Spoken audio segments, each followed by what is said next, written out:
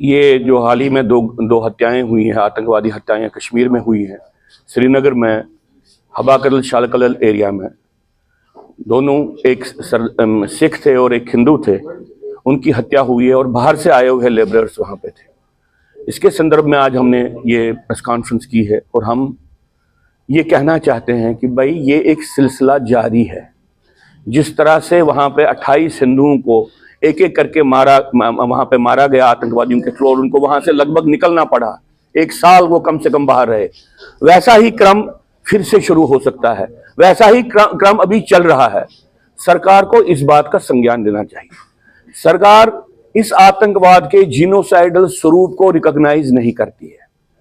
देखिए, अगर उनको इसका जीनोसाइडल स्वरूप मालूम होता तो वो अब ये नहीं कहते कि अब हमने सिक्योरिटी बीफ अप की माइनॉरिटी पॉकेट्स की, वहां पे सिक्योरिटी ऑलरेडी होती। अगर वो कहते हैं कि हमको एरिया डोमिनेंस करनी है तो वो ये अब क्यों कर रही है? वो तो ऑलरेडी क्यों नहीं किया एरिया डोमिनेंस?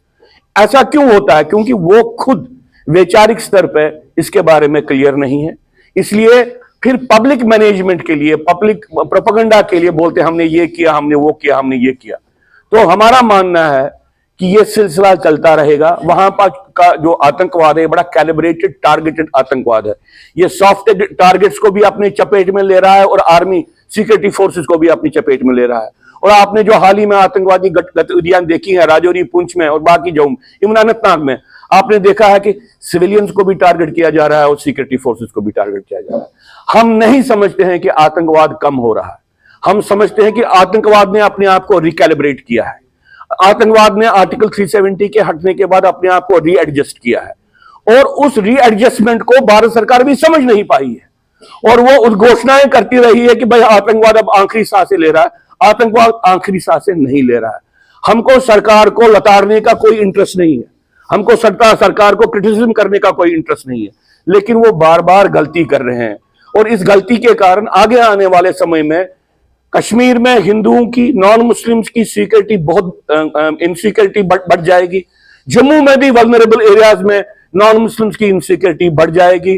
और क्योंकि अलगाव ये इलेक्शंस अप्रोच कर रहे हैं और साथ में पान इस्लामिक आतंकवाद का एक उफान है दुनिया में, इसके कारण सिविलियन टारगेट्स की सिक्योरिटी सबसे ज्यादा कंप्रोमाइज हो सकती है। हम सरकार को यह बोलना चाहते हैं कि यह आतंकवाद कश्मीर में रह रहे हिंदुओं के खिलाफ भी है, जो बाहर से नौकरी करने के लिए उनके लिए भी है, जो लिबरल क्लास है उनको भी टारगेट किया जा रहा है। इस बात को समझिए। वो बार बार आपको मैसेज दे रहे हैं, आप समझ ही नहीं रहे हैं, तो हम क्या करें?